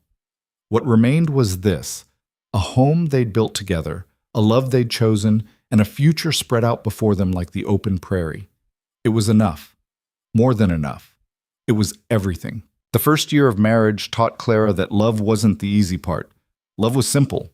She loved Rhett. He loved her. And that truth remained steady even when everything else felt uncertain. But building a life together, that was the hard work.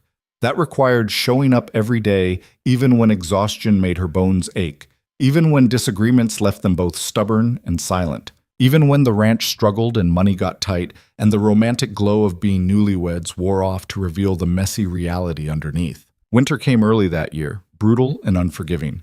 Snow piled against the house in drifts that reached the windows. 3 of their cattle died in a late blizzard, and Rhett spent 2 days digging them out of the snow, his face grim and closed off in a way that scared Clara more than his anger ever could. She wanted to help, but he wouldn't let her, wouldn't talk about it, just kept working until his hands cracked and bled from the cold. "Let me in," she'd said one night, watching him stare into the fire with distant eyes. "I'm fine." "You're not." "Clara, you're carrying this alone and you don't have to. That's what marriage means. We carry things together." Rhett had looked at her then, really looked, and something in his expression cracked open. "I keep thinking I'm going to fail you, that I'm going to lose everything, and you'll realize you made a mistake." "The only mistake would be shutting me out." Clara had taken his damaged hands in hers, careful of the raw skin. "I didn't marry you because I thought everything would be perfect. I married you because I knew it wouldn't be, and I wanted to face it together anyway." He'd pulled her close then, his face buried in her hair, and they'd sat like that until the fire burned down to embers.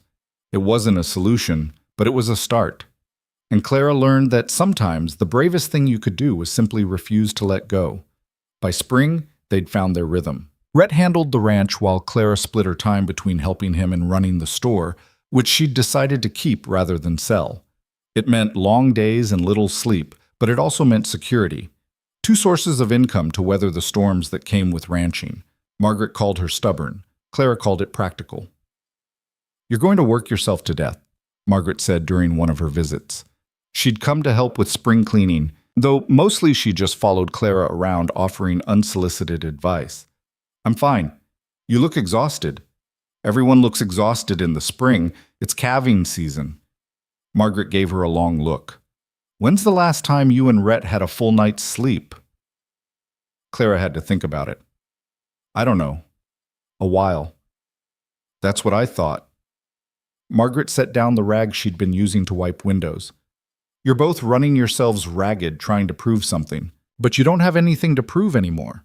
Not to this town, not to each other. So maybe ease up a little before you both collapse. Clara wanted to argue, but she was too tired, and Margaret was right, even if admitting it felt like weakness. She and Rhett had been pushing so hard, so determined to make the ranch succeed, that they'd forgotten to actually enjoy the life they were building. That evening, Clara left the store early and rode home to find Rhett in the barn, mucking out stalls. He looked up when she entered, surprise crossing his face. "You're home early. So are you going to complain about it, or are you going to take advantage?" A slow smile spread across his face. "What did you have in mind?" "A bath, a real meal, and maybe we just sit on the porch and do nothing for an hour." "That sounds impossible." "I know. Let's try anyway." They did. And it was harder than Clara expected, sitting still when her mind kept listing all the things that needed doing. But Rhett's hand found hers in the twilight, and gradually the tension in her shoulders eased. They didn't talk about work or money or any of the 1,000 worries that usually occupied their thoughts. They just sat, watching the sun set over land that was theirs, and remembered why they were doing all of this in the first place. "I love you," Rhett said quietly. "I know." "No, I mean," he turned to face her. "I love you more now than I did when we got married. I didn't think that was possible, but it is." Clara's throat tightened. "Even when I'm stubborn and impossible?" "Especially then?" She laughed, the sound catching. "Well, good, because you're stuck with me." "Best decision I ever made." Summer brought changes neither of them expected. The store started doing better as the town grew, new families moving in to try their luck on the frontier. Clara hired help for the first time, a young woman named Beth, who was quick with numbers and good with customers. It freed Clara to spend more time at the ranch, which was thriving in ways that made the brutal winter feel like a distant memory. But success brought its own complications. A neighboring rancher named Jack Sutton started making offers on their land. Small at first, almost casual mentions when he saw Rhett in town, then more insistent, showing up at the ranch with official-looking papers and numbers that kept climbing. "He offered 3 times what we paid," Rhett told Clara one evening. She looked up from the ledger she'd been working on. And I told him no." "Good. Clara, it's a lot of money. We could pay off the loan and still have enough to start over somewhere else." "I don't want to start over somewhere else. This is our home." Rhett sat down across from her, his expression troubled. "Sutton's not going to give up easily. He wants this land for the water rights, says he'll make it worth our while to sell. Then he can keep saying it. We're not selling. What if he makes trouble?" Clara set down her pen. "Then we deal with it, together, like we deal with everything else." But dealing with it proved harder than she expected. Sutton started spreading rumors in town, that the ranch was failing, that Rhett and Clara were drowning in debt, that it was only a matter of time before they lost everything. None of it was true, but rumors had a way of sticking regardless of facts. Business at the store slowed. People who'd been friendly started keeping their distance. And one morning, Clara arrived to find someone had broken the front window, glass scattered across the floor like jagged teeth. She stood staring at the damage, her hands shaking with rage, and something that felt uncomfortably like fear. They'd worked so hard to build this life, and now someone was trying to tear it down. "Clara?" She turned to find Sheriff Morrison standing in the doorway, his expression grim. "I heard about the window. You know who did it?" "I have suspicions."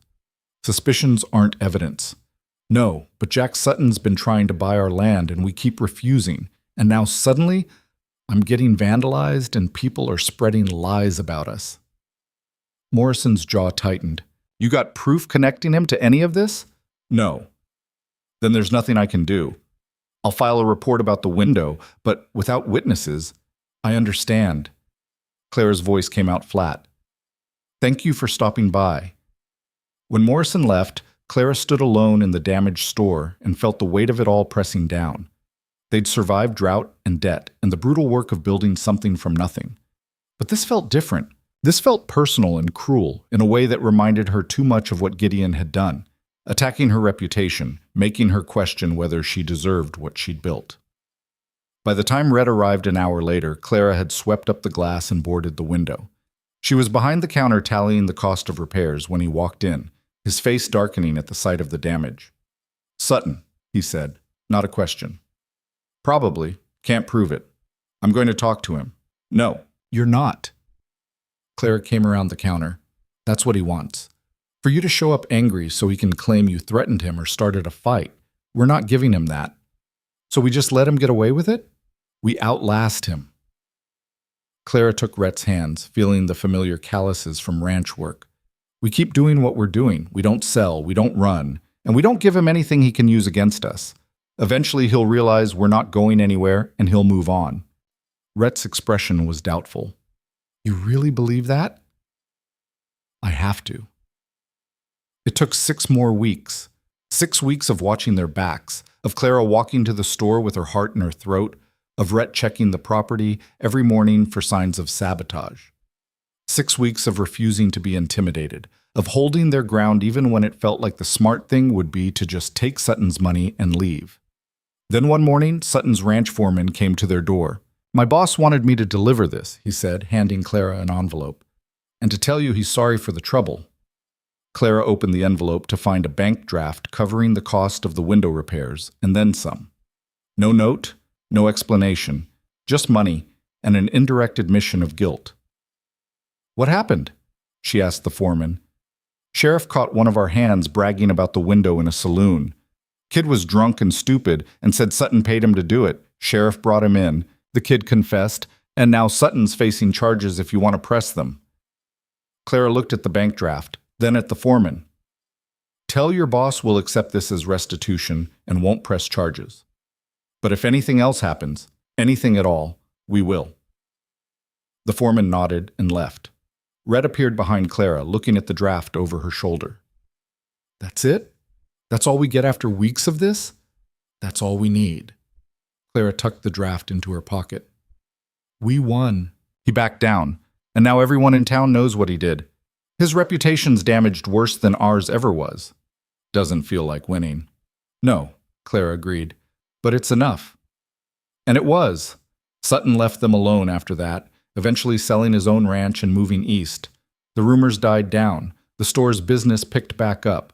Life returned to the rhythm they'd built, though something had changed in Clara. She'd learned that building something worth having meant defending it, sometimes in ways that didn't feel satisfying or fair. But defense wasn't about satisfaction, it was about survival. And she was good at surviving. The second year of marriage was easier than the first, not because the work got simpler or the challenges disappeared, but because Clara and Rhett had learned how to move together instead of separately. They'd learned each other's rhythms, when to push and when to yield, when words were needed and when silence was enough. Clara turned 27 that fall. Rhett threw her a small party at the ranch, just a few close friends, and Margaret, who'd become a regular visitor. They ate cake and told stories and danced to music from a fiddle player Rhett had hired from town. And Clara looked around at the life she'd built, the home, the friends, the man who loved her, and felt something settle deep in her bones. Peace. Not the absence of struggle, but the presence of something strong enough to hold her through it. "Make a wish," Margaret said, as Clara leaned over the cake, ready to blow out the candles. Clara closed her eyes. She didn't wish for wealth or ease or any of the things people usually wanted.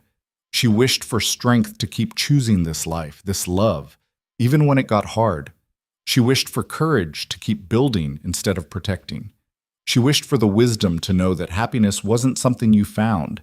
It was something you made, day by day, choice by choice. She blew out the candles and Rhett kissed her, and everyone cheered. Later that night, after the guests had gone and they were cleaning up together, Rhett said, "You never told me your wish. If I tell you, it won't come true. That's just superstition." "Maybe," Clara smiled, "but I'm not taking chances." Year 3 brought the hardest test yet. Clara missed her monthly cycle in January, then February. By March, she knew. She was pregnant. The realization filled her with equal parts joy and terror. She'd always wanted children, had imagined them in the abstract way you imagine a distant future. But now, the future was here, real and immediate. and Clara felt unprepared in ways she couldn't articulate. She told Rhett on a cold evening in early March, watching his face carefully for his reaction. "Pregnant," he repeated, like he needed to hear the word again to believe it. "Yes." "You're sure?" "As sure as I can be without a doctor confirming it. But yes, I'm sure." Rhett sat down slowly, his hand running through his hair. For a long moment, he didn't speak, and Clara's heart began to sink. What if he wasn't ready? What if this was too much, too fast, "We're going to have a baby," Rhett said, and when he looked up, his eyes were wet. "We're going to be parents." "Yes, that's—" His voice broke. "That's the best news I've ever gotten." Relief flooded through Clara so strongly her knees went weak. Rhett stood and pulled her into his arms, holding her like she was something precious and breakable. "We can do this," he said against her hair. "Right? I hope so." "We will. We'll figure it out." There was that phrase again, they'd figure it out. And Clara realized that over 3 years of marriage, those words had become their foundation. Not a promise that everything would be easy, but a commitment that they'd face whatever came together. The pregnancy was harder than Clara expected. Morning sickness that lasted all day, exhaustion that made even simple tasks feel monumental, and a fear that grew as her belly did. What if something went wrong? What if she wasn't a good mother? What if the baby came early and they weren't ready? "You're ready," Margaret assured her during one of her visits. "You won't feel ready, but you are." "How do you know?" "Because you've already survived the hardest thing that ever happened to you. You can survive this too." Clara wanted to believe her, but as summer approached and her due date loomed, the fear intensified. She'd rebuilt her life once after complete devastation, but a child, that was different. That was a tiny human depending on her to get everything right, and Clara had never felt less certain of anything. Labor started on a sweltering August afternoon. Clara was at the store when the first pain hit, sharp and unmistakable. Beth took one look at her face and ran to get Rhett. By the time he arrived, Clara was gripping the counter, breathing through contractions that made her vision blur. "We need to get you home," Rhett said, his voice steady despite the panic in his eyes. "I can't. The store—" "Beth can handle it. Come on." The next 12 hours were the longest of Clara's life. Pain that eclipsed anything she'd known, exhaustion that made her want to give up, and fear that maybe she wasn't strong enough for this after all. But Rhett stayed beside her the whole time, his hand in hers, his voice calm and steady even when she could see the terror in his eyes. "You can do this," he kept saying. "You're the strongest person I know. You can do this." And somehow she did. Their daughter was born just before dawn, tiny and red-faced and screaming with impressive volume. The doctor placed her in Clara's arms, and Clara looked down at this perfect, impossible person they'd made, and felt her heart crack open in a way she hadn't known was possible. "She's beautiful," Rhett whispered, his face wet with tears. "She's ours." "What should we name her?" Clara had thought about this for months, cycling through options and never feeling certain, but looking at her daughter now, she knew. "Emily," she said quietly, "after the woman you loved, if that's all right." Rhett's breath caught. "Clara, she was part of your story, and your story is part of ours now." Clara looked up at him. "I want to honor that." Rhett kissed her forehead, then his daughter's. "Emily Mercer. I like it." Becoming parents changed everything and nothing. The work didn't stop, the ranch still needed tending, the store still needed managing, but now there was this tiny person woven into the fabric of their days, demanding attention and care and every ounce of energy they had left. Clara was exhausted in ways that made the first year of marriage look easy, but she was also happier than she'd ever been. "I thought I knew what love was," she told Rhett one night as they watched Emily sleep in her cradle. "But this is different, bigger, scarier too." Yes, that. 2 years later, their son was born. They named him Thomas, after Clara's father. He was easier than Emily had been, a calm baby who slept through the night by 3 months. Clara joked that he was making up for his sister's difficult infancy. Rhett said he was just smart enough to know not to cause trouble. Life became a blur of diapers and feedings and sleepless nights punctuated by moments of startling joy. Emily's first steps. Thomas's first word. The way they both lit up when Rhett came in from the ranch. The sound of their laughter filling the house that had once felt too big and empty. The store continued to thrive, and Clara eventually hired a manager so she could focus more on the children and the ranch. Beth took over the day-to-day operations, and Clara came in a few times a week to handle the books and make decisions. It was a good arrangement, one that allowed her to be present for her family without giving up the independence the store represented. By their 5th wedding anniversary, they'd paid off the loan. Rhett woke Clara that morning with coffee and the news, showing her the final receipt with a grin that made him look 10 years younger. "We did it," he said. "We did." They celebrated quietly, just the two of them after the children were asleep, sitting on the porch in the spot that had become theirs over the years, watching stars scatter across the sky. "Do you ever think about how different things could have been?" Claire asked. "If Gideon had shown up that day?" Rhett was quiet for a moment. "Sometimes, but not in a wishing way." "No?" "No, because if he'd shown up, I never would have met you, and I can't imagine my life without you in it." Clara leaned against him, breathing in the familiar scent of him, soap and leather and home. "I used to think that day was the worst thing that ever happened to me. Standing at that church, realizing he wasn't coming, I thought it was the end of everything. And now? Now I think it was the beginning, not in some romantic everything happens for a reason way, but because I had to rebuild myself after he left. And the woman I became was strong enough to choose you, to choose this life.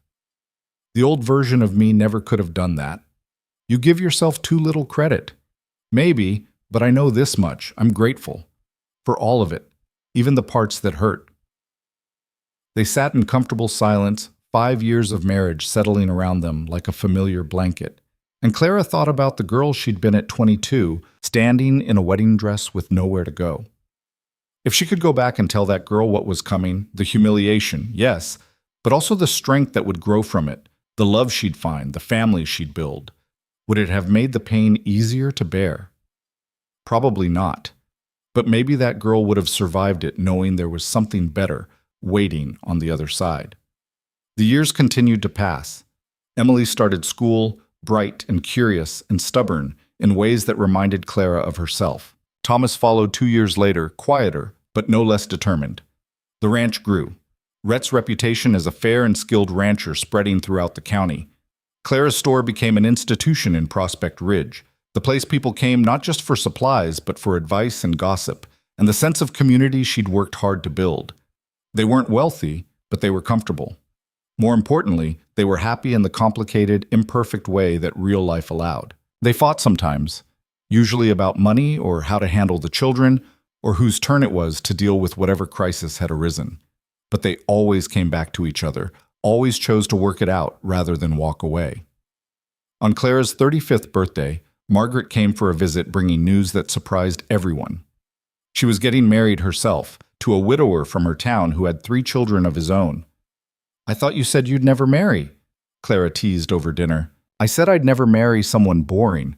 Robert is many things, but boring isn't one of them." Margaret smiled, looking younger than Clara had seen her in years. "Besides, you made it look good. I figured I'd give it a try." "It's not always easy. Nothing worth having is." Clara glanced at Rhett across the table, watching him help Thomas cut his meat while Emily chattered about something that had happened at school. He caught her eye and smiled, that small private smile that was just for her. "No," Clara agreed, "but it's worth it." 10 years after their wedding, Clara stood in the same spot where she and Rhett had exchanged vows. The house had been expanded twice to accommodate their growing family, 4 children now, the youngest barely 2. The ranch had tripled in size, employing 6 hands year-round. The store had expanded too, with Beth now running a second location in the next county over. But success wasn't what brought Clara back to this spot on a warm September evening. It was memory, and gratitude, and a need to mark how far they'd come. Rhett found her there, standing in the golden light of sunset, her face peaceful. "You all right?" he asked. "Better than all right." Clara turned to face him. "I was just thinking about the day we met, on that boardwalk. You stepping in to save me. I didn't save you. You saved yourself. Maybe, but you gave me the space to do it, and that mattered more than you know. She took his hand. Do you ever regret it? Walking up to a stranger and lying for her? Not for a second. Rhett pulled her close. Best lie I ever told. Clara laughed. It stopped being a lie pretty quickly. That it did. They stood together as the sun continued its descent, painting the sky in colors that seemed almost too beautiful to be real. From the house, they could hear their children playing, their voices carrying across the prairie, the sounds of the life they'd built together. I've been thinking, Clara said, about the store. What if we sold it? Rhett pulled back to look at her. I thought you loved that store. I do, but Beth runs it better than I ever did, and I'd rather spend my time here, with you and the children, while they're still young enough to want me around. They'll always want you around. You know what I mean. Rhett studied her face. You're sure? That store saved you after Gideon left. It was your independence. It was, but I don't need it to prove I'm independent anymore. I know who I am, and what I want is to be here, building this life with you. Then we sell it. Rhett kissed her forehead. Beth will take good care of it. I know she will. They walked back to the house hand in hand, the evening air cooling around them. Inside, chaos awaited, dinner to prepare, children to wrangle, 1,000 small tasks that made up the fabric of their days. But Clara didn't mind. This was what she'd chosen. This messy, imperfect, beautiful life. Years later, when their children were grown and Clara had grandchildren playing in the same yard where she'd once worried she'd never be happy again, someone asked her about Gideon, about the man who'd left her at the altar all those years ago. Do you ever wonder what your life would have been like if he'd shown up? They asked. Clara thought about it, really thought about it. She pictured a different version of herself, married to Gideon, probably living in some city far from Prospect Ridge, her life shaped by his choices instead of her own. No, she said finally. I don't wonder, because that life wouldn't have been mine. It would have been his, and I would have just been living in it. So you're glad he left? Clara smiled. I'm glad I survived it. I'm glad I learned I was strong enough to rebuild. And I'm glad that rebuilding led me to Rhett. She paused. The day Gideon didn't show up felt like the end of the world. But it wasn't. It was just the end of a version of my life that never would have made me happy, and the beginning of the one that did. It was a truth Clara had come to understand over decades of living, that sometimes the worst thing that happened to you was really just life pushing you towards something better. That heartbreak could be a doorway instead of a dead end. That strength wasn't about never falling down. It was about getting back up and choosing to build something new from the pieces. She'd been broken once, left standing in a church in a wedding dress, humiliated and heartbroken and convinced her life was over. But she'd survived it. More than survived, she'd rebuilt herself into someone stronger, braver, more certain of what she wanted and who she was. And then, when she least expected it, a stranger had stepped onto a sun-blasted boardwalk and given her 4 words that changed everything. We're seeing each other. A lie that became the truth. A pretense that became real. A moment of protection that grew into a lifetime of partnership. Clara Mercer, no longer Clara Wren, that girl who'd waited for a man who never came, sat on her porch in the evening light, surrounded by children and grandchildren and the evidence of a life well lived. Rhett sat beside her, older now, gray in his hair and lines around his eyes, but still the man who'd chosen her when she needed choosing most. I love you, she said, not for the first time and not for the last. I know, Rhett replied, his hand finding hers with the ease of long practice. And Clara understood, with the certainty that only comes from living through both devastation and joy, that the day she thought her life was ending had actually been the day it began. That sometimes you had to lose everything to find what you were really meant to have.